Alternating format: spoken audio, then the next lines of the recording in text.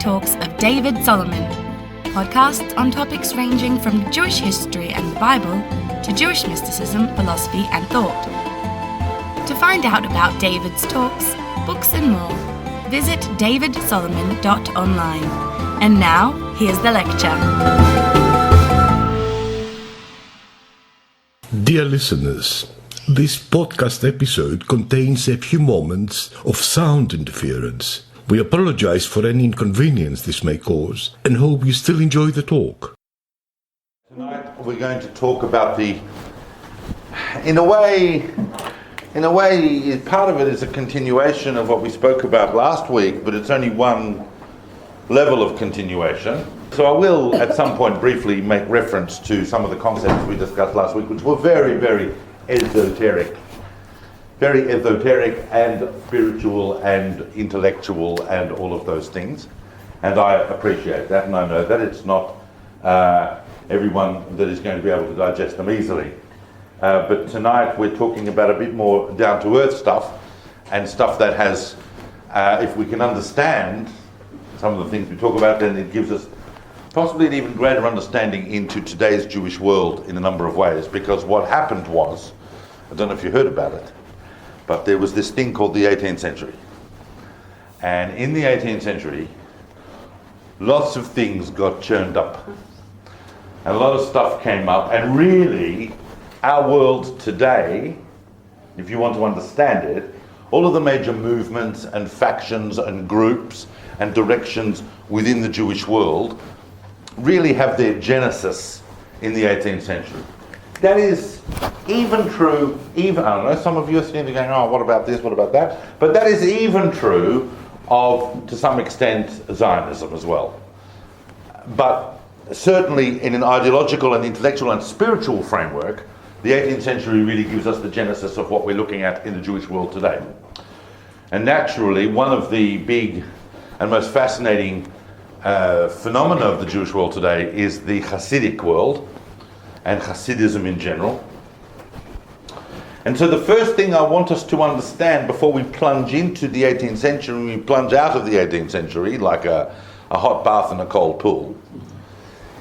What I want us to understand is that when we talk about Chassidism, there seems to be a significant difference between that world today and that world of then. It is it's a gross misunderstanding to say that because these guys are wandering around dressed and looking like an 18th century Polish Poritz, that there's some kind of Jewish Amish that are kind of clinging on to some older form of existence. This is very, very far from the truth. The fundamental difference is that today, when we think of the Hasidic world in general, we think of a very conservative world, but in fact, in its origins, in the 18th century, Hasidism was deeply radical. It was a radical movement.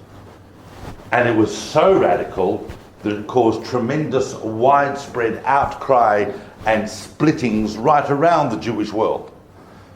But it effected a transformation that has inalterably changed the Jewish world, even amongst groups that would not consider themselves Hasidim, or part of the Hasidic movement, or part of the Hasidic world, have been affected by this revolution. And as I hope also put a little bit of context, that we might see that it even presciently predates the major turns in world thinking in some ways. This is only just being begun to be explored.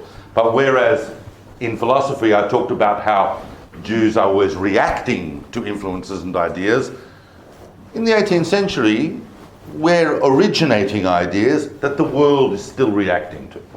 So I'm just laying that down as a preface. It's a very, very important topic, and if we want to understand Chassidism, want to understand today's Jewish world, we need to realize that differential. Perhaps we'll be able to answer the question as to how it was that the Chassidic movement became this bastion of ultra-Orthodox conservatism, away from kind of its more radical roots. And in doing that, we would need to make the distinction really between what we might call cultural Chassidism versus ideological Chassidism.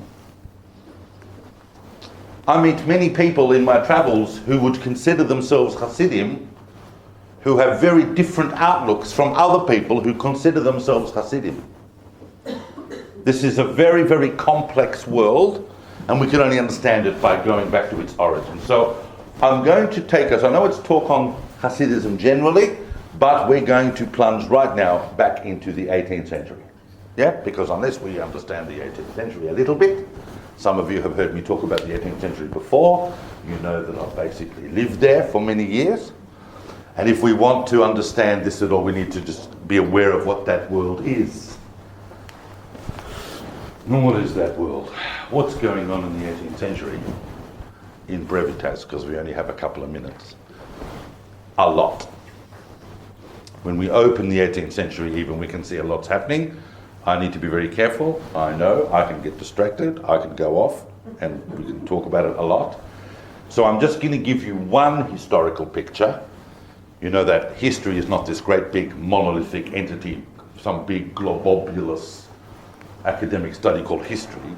There's a thing called historiography. In other words, how do we know the things that we know and why do we think such things about them? And there are theories of history. So I'm going to give you probably the most signed up to theory about the origins of Hasidism within academia, not because I am prioritizing that theory, but because I think it's as good and effective a picture and a doorway into the 18th century as we could find. And that is a theory about the origins of Hasidism that is kind of known as, it's not often referred to as this, but this is basically what it is. It's the vacuum theory. The vacuum theory about the origins of Chassidism.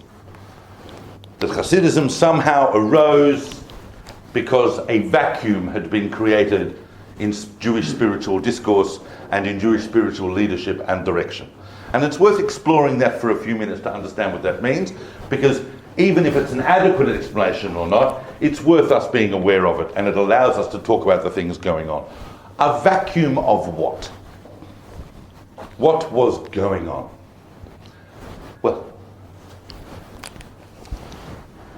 the first thing you would need to know if you wanted to throw your consciousness back into the early 18th century and to understand its ideological and spiritual trends is you would need to know a couple of things about what has just happened. It would be like saying to someone in 300 years' time, put yourself back into the middle of the 20th century. What's the Jewish world like? And you would say to them, listen, you open up in 1950, you have to realize that there's a couple of things that have just happened. Similarly, with the early 1700s, what has just happened? Lots. But two major influential events / movements. The first thing you'd have to realize if we're talking about Europe, and really this whole picture of the rise of Hasidism is in Europe. It's just one of the clear things about Jewish history, that Hasidism was not, never was, and probably never could have been a Sephardic or Oriental movement. It's very European in some ways. And Europe is, like the rest of the Jewish world, just gone under some pretty horrendous things. One is that in the middle of the 17th century. Sorry? The expulsion. No. The expulsion happened at the end of the 15th, and that's from Spain. In the middle of the 17th century, and around about 1648, 1649, there were the most, in a part of the Jewish world, by the way, that had never really had it easy, but had never really seen any significant troubles, Eastern Europe. Remember that Jews have been moving into Poland and into Belarus, what's today Belarus, and the Ukraine, and that whole pale of settlement in Russia. They've only really been moving in there the last 200-300 years in significant numbers. And we're just starting to develop that, what we now call the shtetl culture. And you have hundreds of thousands, if not possibly even millions of Jews living right across that area in various forms of existence. Some of them in larger towns holding almost a middle class type existence, but many living in small villages and towns, and you hold, Tevye picture and schlepping the cow and all the rest of it, and digging up turnips and all of that. All right? And going to market. And that existence has been going on for there's the non-Jews over there with their big fort and their big cathedral and all of that. Remember, we are just emerging, even in Central Europe, we are only just emerging now from the feudal system. Western Europe has left it behind a little while ago, but Central Europe's emerging. Eastern Europe has not quite yet emerged from that, but it still feels it. And of course, the overwhelming influence of the church. So the nobility is still strong in these places. In Poland, Lithuania, Romania, Hungary, all of the places that we're going to be talking about. And in the middle of the 17th century, which we can't go into now, it is a fascinating and difficult topic, were what we now call the Chmielnicki massacres. And they were enormous. They wiped out hundreds and hundreds and hundreds of Jewish died. Something like 100,000 Jews died. It was the biggest series of pogroms and anti-Semitic massacres prior to the Holocaust. It was comparable to the horrendous massacres that happened in the Rhineland at the end of the 11th century as part of the First Crusade, which, interesting enough, we're going to be talking about tomorrow night. But in terms of numbers, these numbers were far, far greater than that. And that left a great devastation, as you can imagine, a demoralization and a devastation right across European Jewry. The second thing that has just happened, which happened a little bit later in the 1660s, was, of course, Shabtai Tzvi and the Sabbatean events. Now, some of us are going to sit here thinking, Sabbateanism, a bunch of clowns, right? I don't have time, but put your hand up if you don't know what I'm talking about. Good.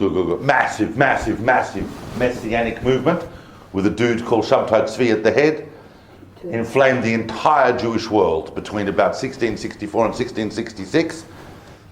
And eventually, when it came down to this is the moment, because every Messiah has a this is the moment, he converted to Islam. When we think about that, so everybody in this room think, people who believed in Shabtai Tzvi, what a bunch of clowns. But at the end of the day, I guarantee you, if we were there, 60 to 70% of this audience would be swept up in that movement. It was massive, right across the Jewish world. So when Shabtai Tzvi apostatized himself, he was under duress. no, you might say, they said convert or we'll kill you. That's right. But nevertheless, if you're the Messiah, be serious. That's a whole other subject, and you can drag me there. But that devastation was a tremendous moral devastation. It wasn't like the guy died and didn't fulfill. It wasn't like, he got killed as a martyr. He converted to another religion. It's not supposed to happen. Amazingly, his great prophet and scribe, Nathan of Gaza, went on to justify that conversion based on Lurianic Kabbalah that we looked a little bit at last week. How the soul of the Messiah has to descend into the underworld in order to grasp the last of the sparks to raise them. And they can only be found in Ishmael, they can only be found in Islam, and that's why I had to do it. What you're watching is really, he's doing a religious act by converting to Islam, and he's going to pursue all of that. What it meant was this. The thing is, we've never had a false Messiah whose followers didn't believe at some point that he or she was coming back. Every Messiah we've had, they die, the followers go, no, he's coming back. And few more so, well, I say few more so, but they're all like that. Obviously, the big one is you know who. But also, Shabtai Tzvi, people were expecting him to come back. For the next half a century, all of the rabbis of Europe were on Shabtai watch. When's he going to pop up? Who's going to claim now that they're a reincarnation of him, or he's come back and whatever? So any new movement that came up came under tremendous suspicion. But it caused a demoralization of the Jewish world. At the same time, and there's this thing also, you may have heard about it, right? Because I did speak about this briefly last week and the week before. There's this thing that happens in the 17th century called the Enlightenment. And suddenly people's focus is really westward. Now, I'm not saying that a turnip-picking, cow-milking Jewish peasant in the shtetl in Fanusht is going to have heard about Newton. But energies and foci were shifting westward. And not even in an intellectual sense, specifically in terms of the new learning, but even rabbinically. We also have to understand what this world was. We have not yet arrived at what the world that we all know. There is no such thing still, at the beginning of the 18th century, there's really no such thing as a secular Jew. There isn't. Spinoza tried it in the 17th century. He was like the first person to try, I'm going to be a secular person. No one even knew what that meant. If you didn't belong to a community, you were nothing. And that was the story right throughout the Middle Ages. People read history books and they go, oh, I wouldn't have done that. Well, you wouldn't have had a choice. That was who you were. That was your identity. Your clan, your family, your father's profession, who you were, that was your identity in that world in ways that they didn't even realize that. And there'll be things about our world that future historians will say they didn't even realize that, like they were living like that. But that was it. You couldn't say, oh, tomorrow I'm going to, I don't think I'm going to be an observant Jew anymore. I think I'm going to go and, get a job as an accountant in the city. I'll just get a place, hang out. That just didn't happen. The only way out of the Jewish community was into the church. You didn't survive otherwise.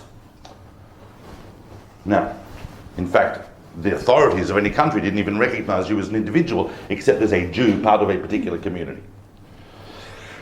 Within that community, therefore, apart from the fact that maybe, occasionally a few boys were allowed to go and study medicine because Jews made good doctors. But apart from that, if you were inside a community like that, what was your scope? Where were you going to go? What if you were brilliant? What if you were talented? What if you had ambition? There's only one direction. And I constantly make this metaphor, and it's true. It's a terrible metaphor. Or analogy, really, but it's true. It's like the slums in Brazil. If you're born in the favela in Brazil, in Rio de Janeiro, what's the only way that you are going to be able to climb out of that and make a name for yourself? Football!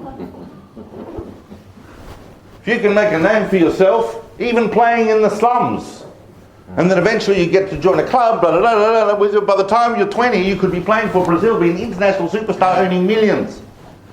It's the only way out.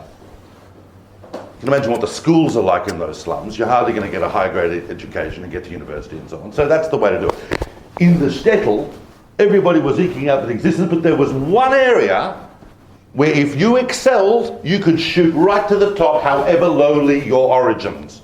And that, of course, was not football. It was, of course, Torah. Torah.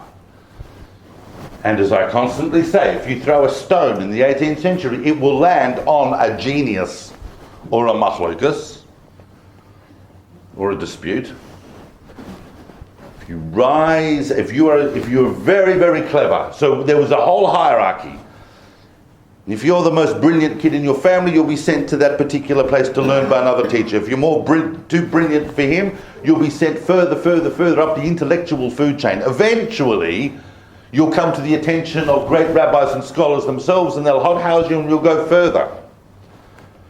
Then eventually you will be offered a rabbinic appointment, which might come together with marrying the daughter of another great rabbi, or maybe the wealthiest guy in town. You'll get a rabbinic appointment. Now, depending on the rabbinic appointments, that's how big you are going to become. It's different being the rabbi of Schnippischnock to being the rabbi of Prague, or the Rav of Hamburg, or the big coveted position that everyone wanted from the middle of the 17th century, of course, was the chief rabbi of Amsterdam, because that would be like being the chief rabbi of New York. You can already see that even within the rabbinic world, there is a cultural shift westward. Apart from the fact that leadership itself was seen as a kind of, yes, it was a meritocracy, but it was a kind of intellectual and knowledge-based elitism that not everybody was going to be able to partake in. By this time, with the confluence of all of these events, there is in fact created amongst these thousands of small Jewish communities right throughout Europe, Eastern Europe, a kind of vacuum. A vacuum of leadership, a leadership that was not necessarily in touch with their concerns, a leadership that didn't inspire them, a leadership that didn't really connect with the basic spiritual thirst of ordinary people. Not talking about their physical needs, that was a whole other level, but the spiritual thirst that people had. Because at the end of the day, I didn't ask for this. What is this? It would actually be a lot simpler if either I hadn't been born or if I was a goy. What's the meaning of being a Jew in the world? What, we've been already in exile for 1,700 years, and we're not really seeing any end to this cycle. And I've got to tell you, as a Jew in the shtetl, I've got to put up with a lot of crap. It's not just my mother-in-law or my big fat yenter of a wife. I've got issues with God. I don't even know what he wants from me.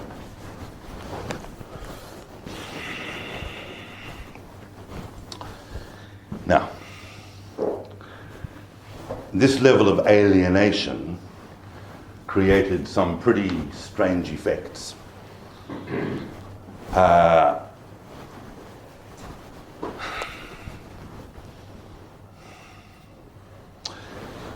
I just want to say one thing on that last point, because I just want to bring people into a consciousness of that.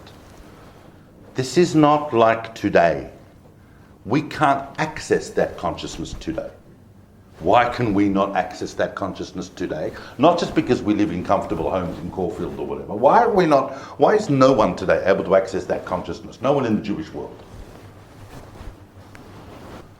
Okay, since you're all volunteering answers, I'll give one. It wasn't rhetorical, it was a question I put out there, but I'll save us the discussion. They didn't know any better, which is an excellent answer, but it's not where I'm going.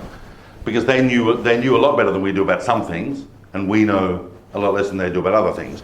Developments in the world of science and so on, which is what you might be referring to. Is that what you mean? Yeah, but knowing things is not what...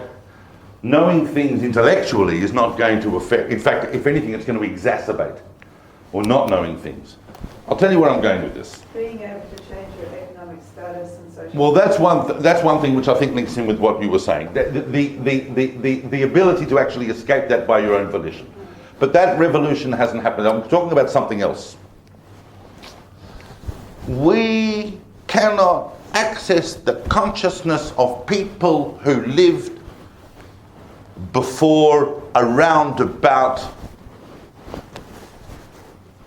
Certainly, when I look around this room, most of us cannot access the consciousness of what it was like to be a Jew in the world prior to 1948. But even prior to 1948, even if we go say about 1920, the idea that the Jews would have their own homeland was a dream, but it wasn't a ridiculous idea. There was already Yishuv in the land, there was a Balfour Declaration, nations were doing different political maneuvers. It was possible. But in the 18th century, it was completely out of anyone's vision. That's a level of consciousness we can't access today. However difficult things get for us spiritually, why are we still in exile? What's really going on? We have seen in our generation with our own eyes the fulfillment of the prophecy to the Jewish people by God that we will return to the land at regular intervals. Some more regular than others. So we have Israel. Culturally, politically, and spiritually. But in the 18th century, no. So you've got this vacuum. Now into this vacuum, I've spent half an hour on the vacuum, we're going to move on. Into this particular picture, but we need to understand what were the factors. Oh, and right throughout the 18th century, the massacres are continuing, with the whole breakup of the Polish-Lithuanian Empire and all of the different countries that were a mess and uprisings and so on. The Haidamach massacres went right throughout the 18th century and created this whole level of instability within Jewish communities everywhere. Horrendous massacres, once again, not going into it just now. But into this vacuum walks a very, very unique individual. I'm going to talk about this individual a bit later. I want to talk first of all about the transformation that this person effected. This person is regarded as the founder of Chassidism. Chassidism is a radical, transformative movement that affects a change in consciousness of the Jewish world.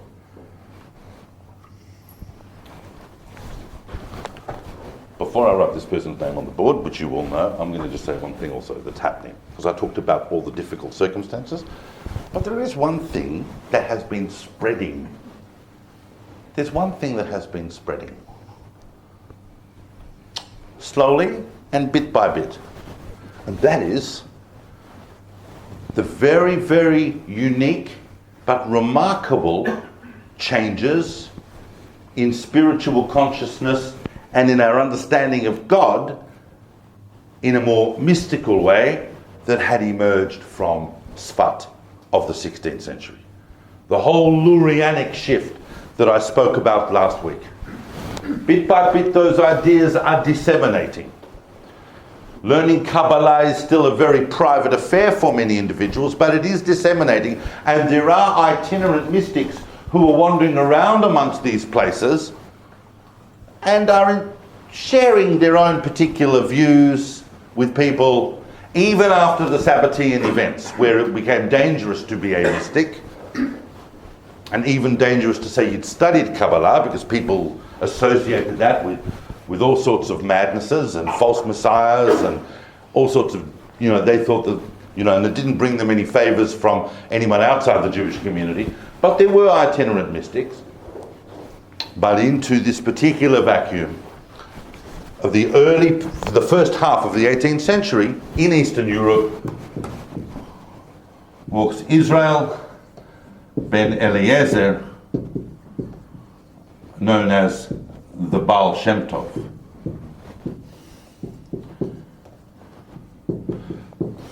Now I want to talk, I'm going to talk in a few minutes about the Baal Shem Tov's historical persona, but I think it's actually useful at this stage to actually talk about, just in broad terms, the revolution that he effected. Because if I go into the history, you may not come out of it. Now that we have established this context, I want to talk about what the Baal Shem Tov did in terms of shifting that consciousness, and then I'll talk about the historical circumstances of him and the movement. But very briefly, the Baal Shem Tov he's born in 1698 or 1700, let's call it 1698, right at the end of the 17th century, but until around 1736 he is in obscura. People don't realize that he's the Baal Shem Tov. He reveals himself in the late 1730s, and then eventually settles in the town of Medzhibozh, which today is in the Ukraine. He spent years with his wife, years in the Carpathian Mountains, kind of on the border, the Carpathian Mountains runs on the border of Poland, Romania, Hungary, all that kind of area. And I can tell you that even today, in the 21st century, the Carpathian Mountains are a complete bog. Imagine what they were like in the 18th century. I mean, the people that he was encountering as he's becoming a faith healer and meditating in the woods and developing his spiritual powers and revealing them only in certain circumstances, the people that he was interacting with were not these geniuses sitting at the University of Berlin, I can tell you that. But he gained a tremendous reputation. And so basically anyone who's ever read anything about this Baal Shem Tov will know that he had to have been one of the most charismatic people that ever walked. Basically everybody who met him had their life completely transformed within the first 5 minutes.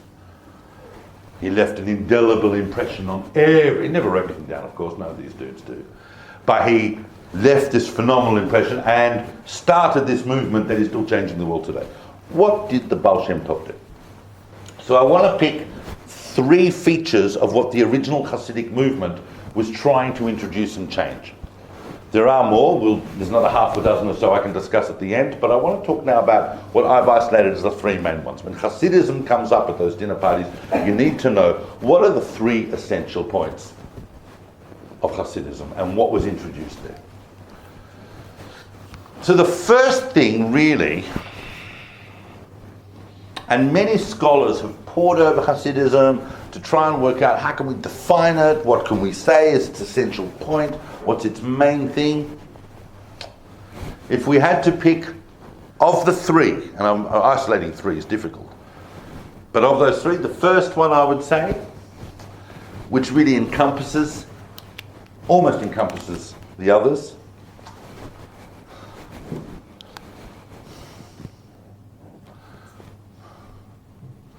what I'm about to do is not to give over some pithy or homiletical message about Hasidism. I'm not here to sell it to you. I'm here to talk about it. Everybody follow? So I don't want anyone sitting here going, oh, here's the moment I'm going to get inspired. Just hold on. This is not... If we're to identify a concept that really the Baal Shem Tov is transmitting in this phenomenon, it is the concept of dvekut. Now the meaning of the word dvekut, sticking is a bit, you're absolutely right, but just sticking is a bit inelegant. You're absolutely right. Most people talk about like cleaving, yeah? Although cleaving is an interesting word because it has 2 entirely opposite meanings, cleave and cleave, yeah? But cleaving or sticking to. You'll see in a moment why sticking is a bit difficult for me to go with at the moment, but you're absolutely right. It is from devik, from the root devik, to cleave to something, to hold on to it, to not let it go. And what is it that we are cleaving, that the Baal Shem Tov wants us to cleave to? What is it that we are cleaving to individually and collectively? God. Godliness.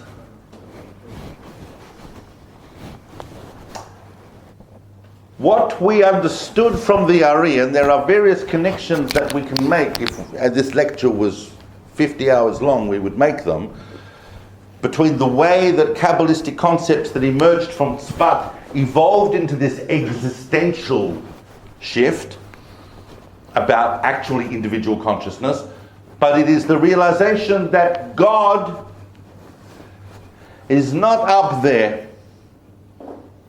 in some reified old man on a throne looking down on us kind of way.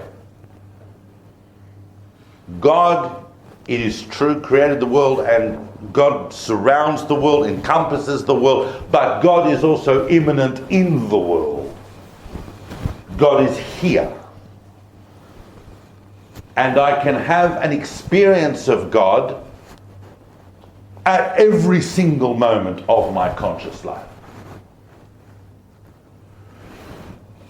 It involves an extreme understanding of a concept I spoke about 2 weeks ago in the lecture on philosophy, an extreme understanding of the concept of hashgacha pratit, of particular providence.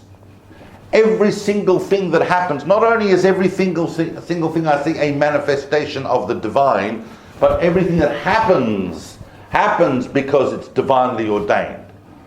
When a leaf falls by itself in the middle of a forest and no one sees it, that's divine providence. And everything that happens to me and everything that happens in the world is divinely ordained because godliness is revealed everywhere. So every moment, as well as everything, as well as every place, has the potential to reveal the divine if I see it. This might seem like a nice idea to us now, but in the early 18th century it was radical. Most people still had the notion of God up there somewhere as some big father figure looking down on us, making sure we didn't do, naughty things when the lights are off. But God is everywhere. Obviously we could talk about Dvekut a lot more, but I want to just lay these three things. When we combine them together, we can understand what this transformation is. The second, probably most significant idea that the Baal Shem Tov introduces is this. In a world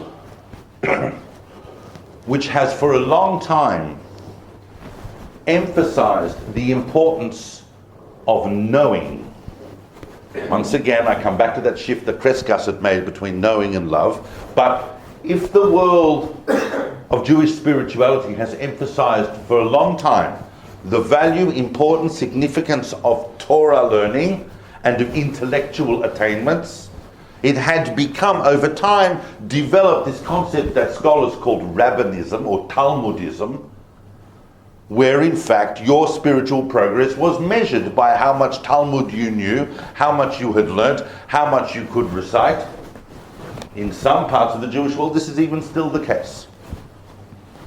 And because the only people that were valued in society really, or not valued, everyone was valued, but the only people that had huge status were either people that had lots of cash or people that had lots of Torah, and Torah was available to everyone.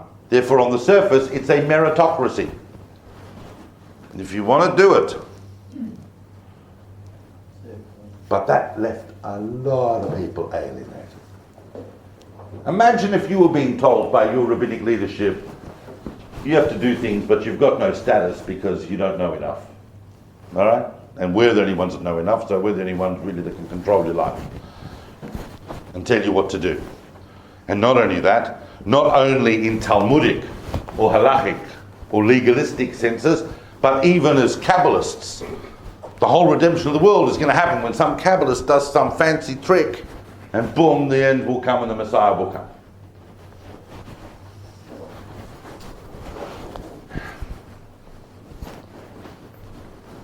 The Baal Shem Tov realized and transmitted the idea that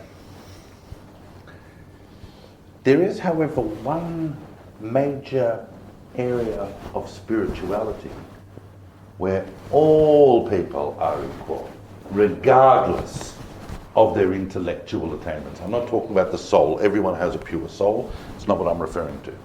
Something that we can do that is equal for everybody, regardless of how clever or how bright you are or how much money you have. And what's that? Prayer. Not everyone can give tzedakah. Prayer. Everybody can pray. You might not even have enough money to perform a mitzvah. You may not have enough money to buy tzitzis, or an lulav, or an etrog. You might have even had your tongue cut out, God forbid. But you can pray. Everybody can pray. Prayer is a powerful spiritual device given to humanity by which to connect with the divine. This is going to have outcomes. This is going to have consequences, this idea. The early Chassidic movement tended to prioritize prayer over study. It doesn't mean it devalued study, as many people thought it meant. It doesn't mean they devalued study. It doesn't mean that the Chassidic world did not produce great scholars. But it prioritized the notion of the service of the heart. God likes the mind. Yeah, Maimonides, he's got his mind, he brings it to God. God likes the mind, but Rahmana liba bae in the Aramaic of the Zohar. God wants the heart. And prayer is a service of the heart, because if you're not jumping into your heart and transforming it and pouring out from it towards God, then you're not praying the way the Chassidim understood prayer. Prayer comes deep from the heart and shoots to the highest levels, way above intellect. And on that level, everyone is equal. You know the famous story, the boy who comes into shul on Yom Kippur, he doesn't know any of the prayers or anything like that, so he whistles. And the Baal Shem Tov, who's leading the service, turns around and says, that boy's whistle is the one that broke the decree. Everybody else's prayers were trying, but that broke it. Something that comes from the heart. So there's a huge emphasis placed on prayer. What if I'm, a big scholar, and I'm pretty proud of myself, and I think I'm pretty holy, and I know all the Talmud, and I know all the Kabbalistic books, and when I pray, heavens move.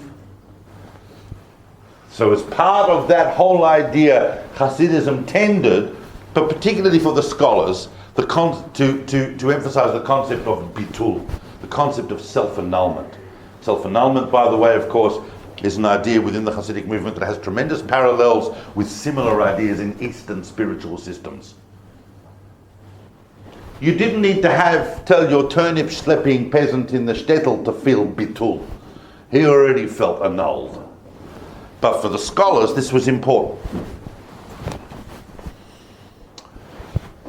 And if there is a third thing that we could identify, these three things it's hard to separate.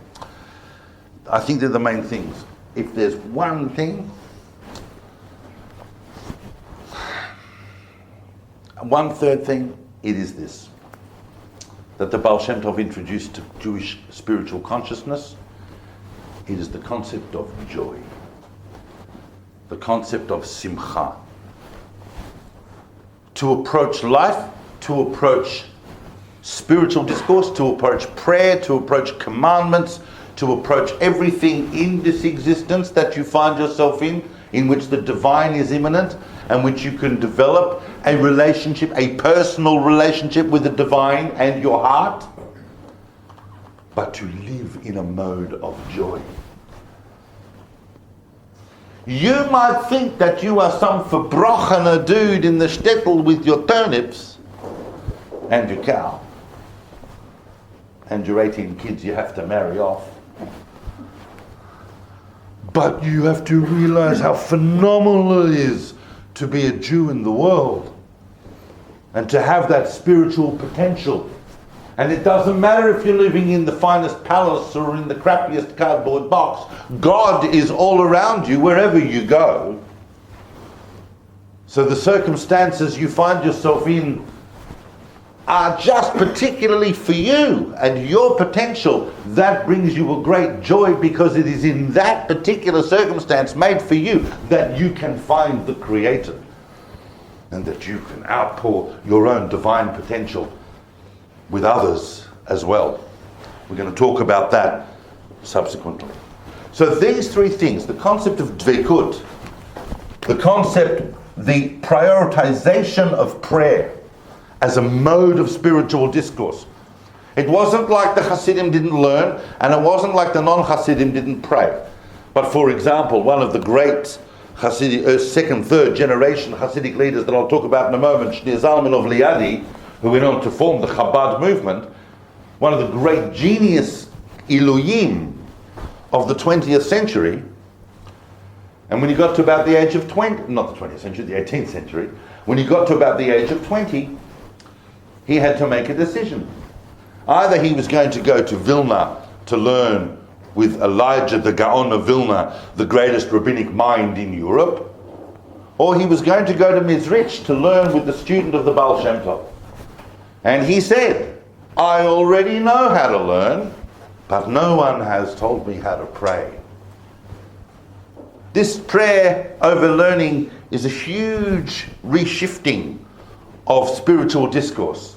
It meant that ordinary Jews, even without learning, could partake in what Jewish spirituality has to offer in prayer and in connection with the divine, which is huge. And the third, as we said, is the concept of joy. Now, I want to talk just briefly, go back to a little bit of history, because that explains in a broad sketch what the would have still become huge spiritual sages in their own right.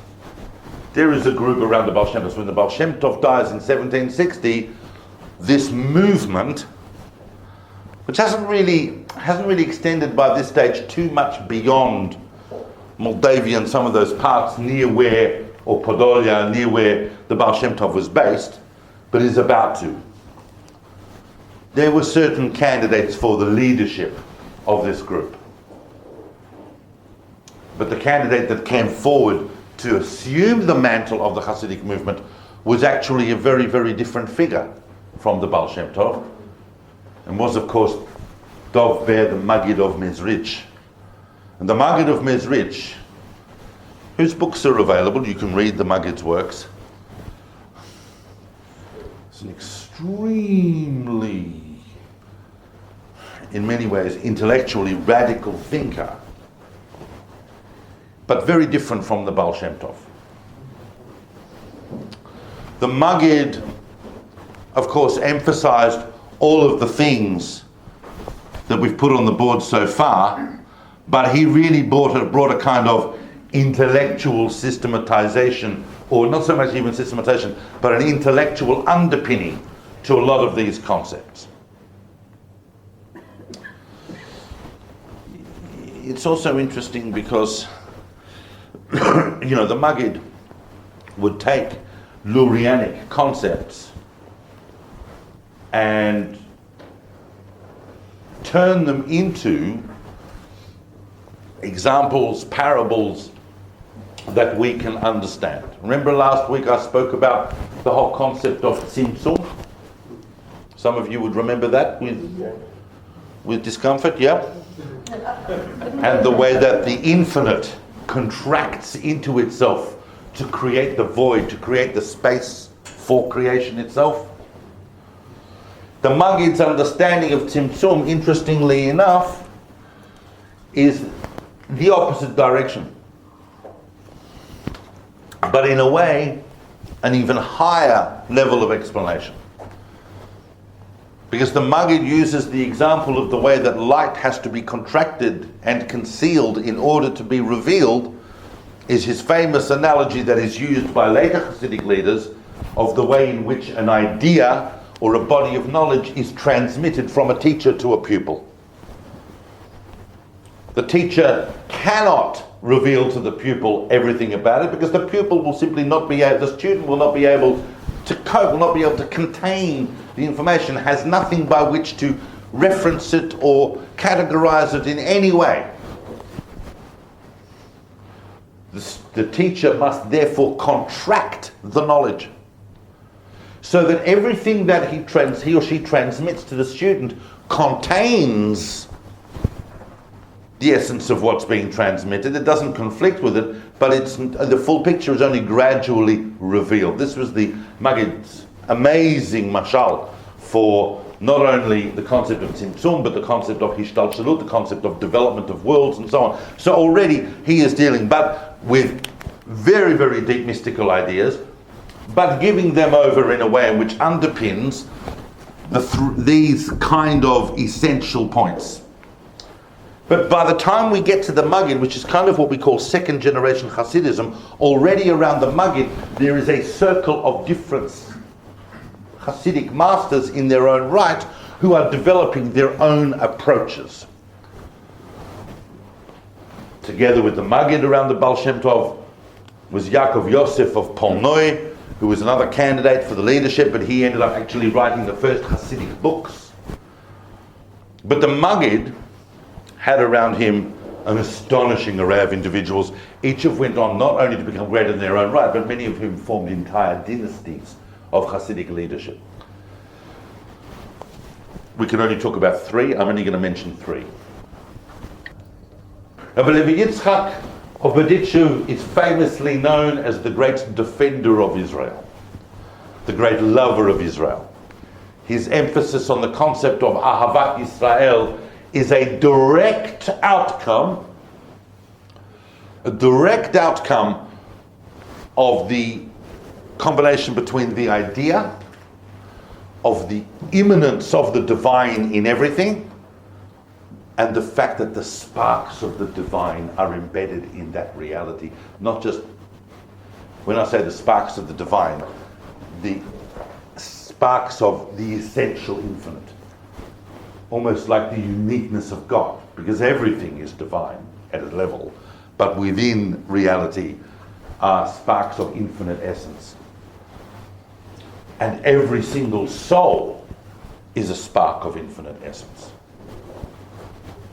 And you only elevate souls through love.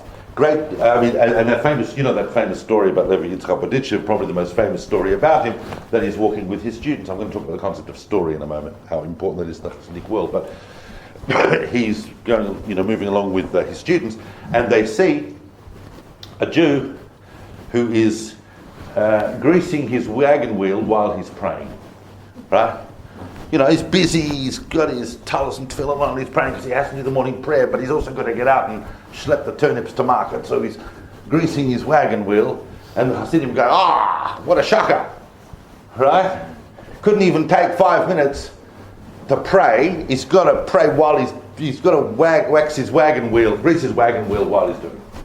Rabbi Yitzchak Berditchev says, no, that's not what I see at all.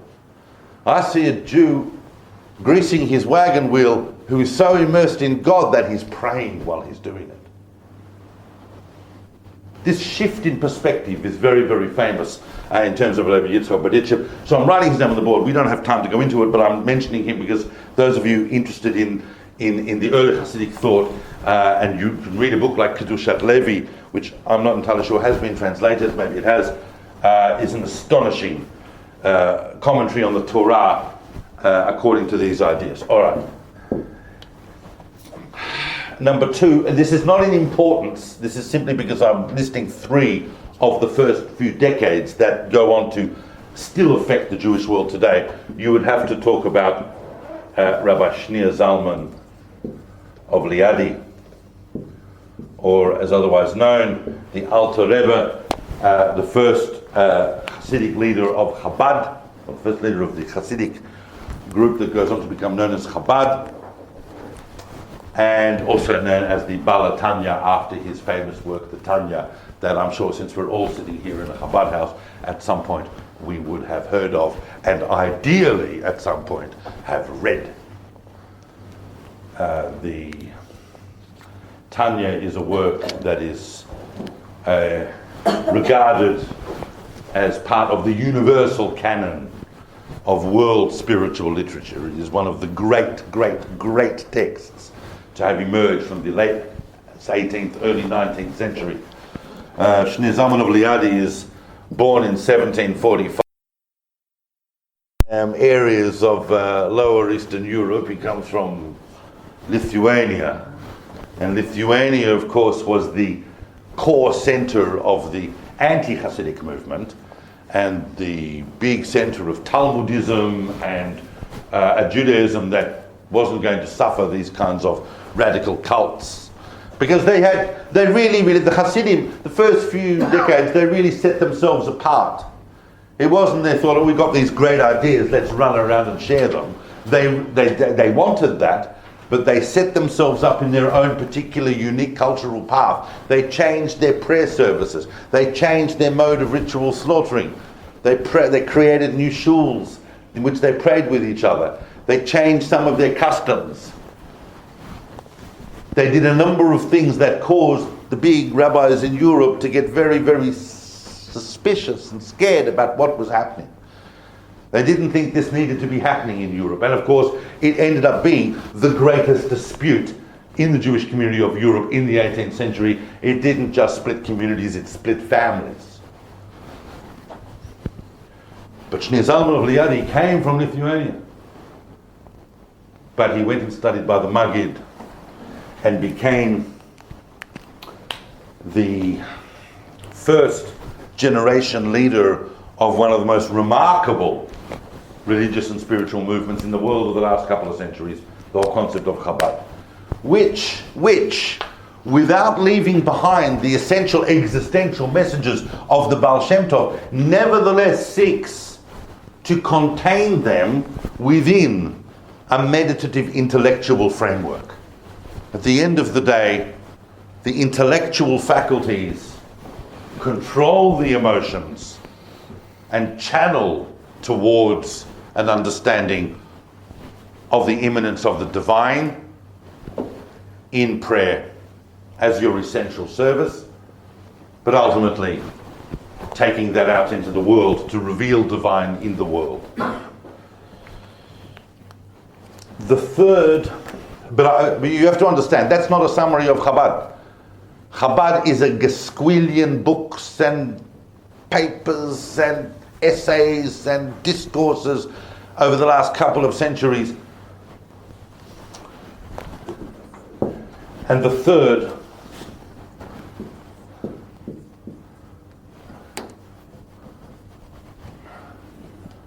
would be Rabbi Nachman of Breslov, who in fact is not a student of the Maggid. He was in fact more a third, fourth generation Chassidic leader. He was a great-grandson of the Baal Shem Tov himself, maternally. And Rabbi Nachman's idea, and the reason I'm choosing this is because really Chabad and Breslov are probably the two most dynamic and expanding Chassidic movements in the world today. Breslov has had a phenomenal revival in the last 30, 40 years. Phenomenal. And its cultural influence is seen everywhere. It combines. It's like a jigsaw piece that can combine with anything. You can combine it with Zionism. You can combine it with Chabad. You can combine it with you can combine it with secular politics. You can combine it with anything, with contemporary psychology, whatever you want.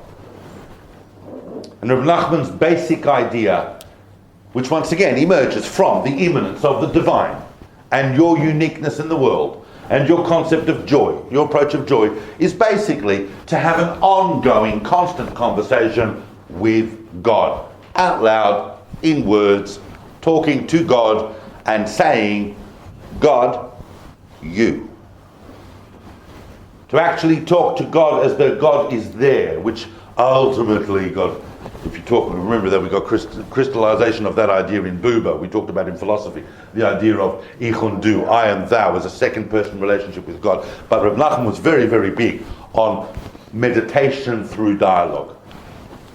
Those of you who have seen the very, very wonderful and cute movie Ushpizim, right? So that couple is a Breslov couple. That's why in the middle of the film, in his crisis, he goes off into the forest and just starts talking to God. That's a very Breslov thing to do.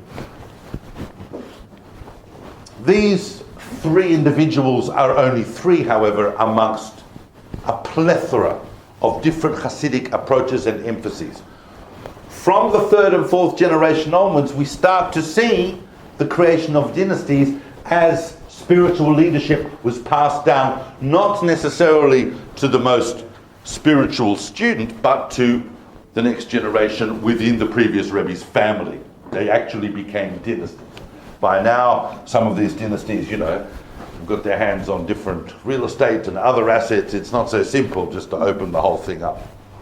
That's a very cynical way of looking at it. You could also argue that these sages were so great and righteous that they just kept on having children generation after generation that were amazing. In some cases, that was the case. If you look at Chabad, for example, the seventh and most famous Rebbe of Chabad, Menachem Mendel Schneerson, passed away in 1994, and he was the seventh generation.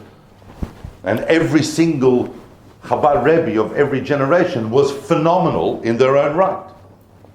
But that's kind of unique. We see greatness coming in and out of most Chassidic dynasties.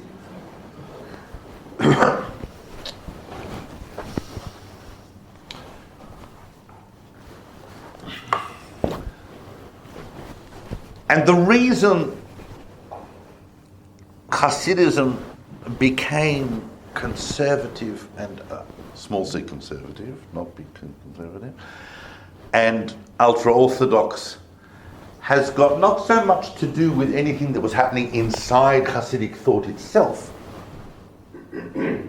but of course as a reaction to another big tsunami that was coming into Jewish culture at the end of the 18th and particularly throughout the 19th century, called the Haskalah, the Jewish Enlightenment, modernism, the idea of secularity, the idea of a more cultural Judaism that pursued intellectual and cultural goals that were outside Judaism. In response to that, both the Chassidic world and the non-Chassidic world in Europe, which weren't really talking to each other till the middle of the 19th century, had to close ranks and created this thing that we now call orthodoxy. Remember that orthodoxy is not a movement that existed in the Jewish world. Like when I look at books that talk about 18th and 17th century figures as Orthodox rabbis, it's ridiculous. Orthodoxy came after Reform. Orthodoxy is a reaction to Reform. But really, that is the reason why Hasidim and Mitnagdim can sit on the bus together today in Haranoff. Because, and that gives rise to what we now call the Haredi world, which comprises all those camps, because they're reacting to modernism. I'm going to finish by just naming, I just want to name 5 or 6 concepts that you will come across in relation to understanding Hasidism and what the essence of Hasidic transformation is. And just give me a couple of minutes because I want to talk about that, because it's important to mention it, because although I gave 3 here, there are some others that if I didn't talk about them it would be incomplete. It's important to understand that a lot of Hasidic literature uses the concepts and terminology of Lurianic Kabbalah and Zoharic Kabbalah, but in a very unique way. It adapts them to the essential shift in consciousness that it wants individual Jews to make about their place in the world and the immanence of God and joy. The concept of 2 Kabbalistic concepts that are particularly important in that regard is, one is the redemption of sparks, as I spoke about, but the other also is the concept of the exile of the soul.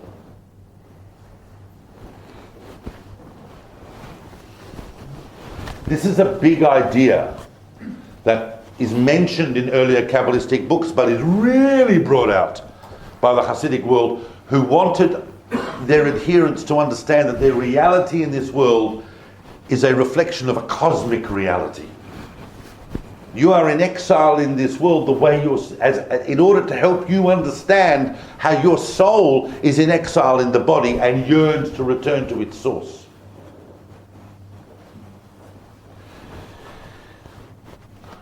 The other, another concept is the concept of Ahavat Yisrael, the concept of love of one's fellow Jew. Now, in an ideal sense, we would want to say, oh, love of another human being. But that's not really the reality they were living in. There's no point having any relationship with the divine unless you love all of Israel, because God loves Israel. That level of ahava, that level of love for another person is foundational. In this, they are echoing the great voices of the Nevi'im, of the prophets of Israel on the one hand, who grounded interpersonal relations as a prerequisite for any relationship with the divine, and of course the sages of the Mishnah, another great clear expression of Jewish spiritual principles along those lines. Now, two of the outcomes of this idea of total immanence and total divine providence, that when literally consciously at every moment of your waking consciousness you are aware that God is everywhere. And an outcome of this are the concepts of emunah and bitachon. Can't go into them in too much detail. Emunah, which is very, very unfortunately and loosely translated as the concept of faith. But faith is not something like a person wants to know, I've read a book, I believe there's a God. That's not what we're talking about when we talk about faith. Emunah, even beyond words or any kind of logical description of it, these are way beyond human rationality, is innate to every human being. It is not something you acquire from rational thinking or from a book or by being told about it. It can be inspired, it can be lit, it can be kindled, but it is inherent in you. Everybody is born with a level of emunah, a level of faith. And the corollary of emunah is the concept of bitachon, of trust. Confidence, trust. Today bitachon means security, but in the Chassidic paradigm, bitachon is trusting in God. I'm in this situation because that's the reality I'm in. It's all a divine reality. I'm going to trust. I'm going to do the right thing. I'm not going to jump off a cliff and trust. I'm going to do the right thing, and I'm going to trust that God and my relationship with God will reveal to me why this is happening. And to draw strength from that. Emunah and bitachon go hand in hand. But they are fundamental to the whole emphasis placed in Chassidic consciousness. I was going to spend 1 second on the importance and the role. Now this is a difficult one because it's not everyone's cup of tea, I have to tell you. So far everything I've talked about most people can sign on, but this is not all so simple. The Chassidic movement has become characterized by a very, very centralized form of a leadership in the notion of the tzaddik, the righteous person. Not just righteous by description, but righteous by title and by status. Each sect within the Chassidic world coalesces around a particular leader who is the Rebbe, who is the tzaddik, and the Chassidim, because this is really what's become, one of the meanings of the word Chassidim is someone who is a follower. Yeah? The Chassidim follow. It's not a model for leadership. Leadership is passed down by whoever the leader passes it down to. It's not a meritocracy over here. You're a Chassid. Maybe the only way out of that paradigm is to become so great and holy yourself. You go off and start your own Chassidic movement and you can become the leader. Now, that is cosmically justified in much of the early Chassidic writings. If you read books like Noam Elimelech or Avodat Israel, some of the first, second, third generation works, say contemporary with the Tanya, the whole idea of the tzaddik, the whole idea of the righteous person is at the center of their entire worldview. In a good day, we might read that by saying that everybody has the potential to become that, but I don't think it's what they're talking about. They're actually talking about that model. Of course, the tzaddik is a miracle worker and so on. So it has contributed to some Chassidic sects. It's sometimes taking on a kind of a cultic flavor. Yep. But that's the reality of the Chassidic world. That's not a reality that's foreign to Judaism, by the way, of course. So, I mean, it was the reality in the Torah. You've got Moses, right? And you know what happens if you challenge Moses, yeah? So, but nevertheless, it's an interesting aspect of the Chassidic world. It's not everyone's cup of tea, because the giving over to the Rebbe or the leader of just about everything, and it's almost seeing the Rebbe as a conduit or a mediation in your spiritual journey to the divine, is very problematic for some people. Even scholars and theologians of Judaism find that difficult. It would be remiss if we did not very, very briefly mention the role of two important human activities, basic human activities that became transformed within Jewish spirituality by the Chassidic movement. One is the notion of story. Many, many, many Chassidic messages are delivered in parables. Thousands upon thousands of stories about the Baal Shem Tov alone, let alone the Gosquillian stories about all of the different spiritual leaders of the Chassidic movement over the past couple of centuries. It's infinite number of stories. And Chassidim are fond of telling these stories not only to recount the greatness of their leaders, but also because often they embody a moral message as well. My favorite story about the Baal Shem Tov of the thousands is the famous one about where he comes to a town and he walks in, some small village, and he walks into the shul.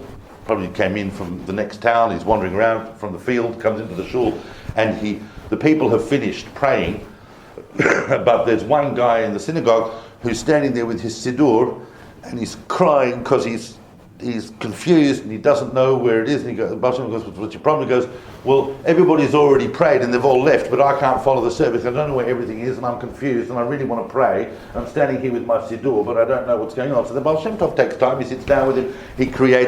He shows him the order of the siddur, the order of the prayer book, and he puts bits of paper in the various parts so that the guy will remember. He's going to write bits of paper and put them in there where he shows him all the different things. And he wishes him well, and the Baal Shem Tov leaves. And the guy's so excited that he can now pray, he can now understand the siddur. The Baal Shem Tov's explaining to him that he stands up very quickly, and all the pieces of paper and notes the Baal Shem Tov have written, it all fall out on the floor. But the Baal Shem Tov only left a few minutes ago, so he grabs his siddur and he runs out there looking for him. He sees him at the end of the field, so he starts running after him. Meanwhile, the Baal Shem Tov is in the next field. He keeps running after him. Baal Shem Tov comes to a forest. He's still sitting, he's following him through the forest. The Baal Shem Tov comes to a river. He sees it. This is because he's about half a kilometre in front of him. He sees him come to a river. The Baal Shem Tov takes off his coat, puts it on the river, and walks across the river. Picks up his coat. Right, the coat just stopped the river and continues to the other side. So the guy runs up, takes off his coat, puts it on the river splits, he grabs his coat, he runs up. Finally he catches up to the Baal Shem Tov. And he says, and the Baal Shem Tov goes, "You, what are you doing here?" And he goes, "You know those pieces of paper, they all fell out of my siddur." So the Baal Shem Tov says, "Did you follow me all this way?" He goes, "Yeah." He goes, "Did you cross that river as well?" And he goes, "Yeah, I just did what you did. I put my coat down and I walked across the river." And he goes, "You don't need the pieces of paper, you're doing just fine." Emphasizing that this basic concept of emunah, this basic concept of bitachon, is what really is the emphasis in the Chassidic movement, so that even though prayer is prioritized over study, we're not going to isolate prayer as an object either. It comes from a whole existential projection into the world. And also the importance of the concept of nigun, of tunes, of music, of song. Now nigun was not simply used to sing in a joyous way. Basically, if you think about it in terms of music, the Chassidic world went from, the Jewish world pre and post Chassidism basically went from to that transition happens in the 18th century. The Chassidic movement brings joy, and it uses music not only to pray but to meditate with, and also to dance with. Yep. Remember Nietzsche's famous comment, "I would believe in a God who could dance"? The Chassidim brought dance. Not that dance did not exist, but an entire infusion of joy and simcha into that into the very fundamental concepts of music and dance. And one last thing, and I'm going to finish on this point, one last thing, and it's worth saying because it kind of takes us back to the beginning. No, it does. Why is she laughing? All right. The Chassidim of the 18th century are not the first Chassidim in Jewish history. The term is used at various points to describe movements that are going beyond just observing Jewish law. You can be very, very, very orthodox and very, very, very observant, but you're not doing anything more beyond what it says you need to do. The Chassidic movement in the times of the Talmud, which we don't really know their consciousness, we just know they were called the Chassidim. There were Chassidic called the Chassidei Ashkenaz in 12th, 13th century Germany. That was a very pietistic movement of repentance. We're not entirely sure. We know a bit more about their set of consciousness, but it wasn't necessarily the same as the Chassidim. The reason the Chassidim got the name Chassidim is because they took upon themselves, and perhaps they did this deliberately because they were sharing a radical philosophy, they took upon themselves a greater and more stringent observance of many of the ritual laws of Judaism. So their piousness became a very, very important part of the Chassidic world. That's why all of the many chumras and many of the stringencies, the Jewish law that you see, and you look at it again and you say, who does that? Well, the Chassidim do that. Who doesn't eat gebrochts on Pesach? The Chassidim. Who only drinks Chalav Yisrael? The Chassidim. Who doesn't use the Eruv? The Chassidim. In other words, not derogatorily, but in a very, very laudatory way, they took upon themselves customs to be pious, to identify themselves as that group. But it's really, its origins are in a tremendously transformative approach to Jewish spirituality that I don't need to expand on, because already from the points that we've made this evening, you yourself would be able to see and be able to work out and be able to absorb and process as to just how far that has been taken in the Jewish world completely. So thank you for listening to that.